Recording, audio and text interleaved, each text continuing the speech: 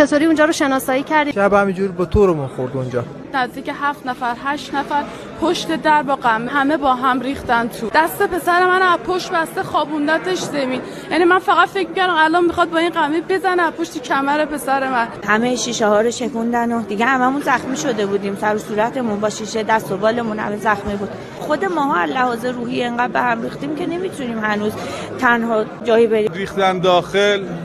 این 2 نفر دیگه هم با غمه زدن تو سر منو، از پشت زدن تو سر منو، تو کمر من زدن. با غمه این آقا زد تو دست من. همه رو جمع کردن یه طرف شروع کردن گاز اشک‌آور تون زدن. رو سر بچه 7 ساله من اسلحه گذاشتن. شوهرم اینجوری اومد بلند شه سر پا با غمه از پشت کمر شوهر منو زد. گوشواره دخترم از گوشش کندن در آوردن. گوش دختر 7 سالشه. اونجوری اومد گردنبندم و گردنم کن تمام اینجام زخم شده بود. تمام ساعت تمام گوشوارم. گفتم اینا رو نکن بذار من خودم باز میکنم.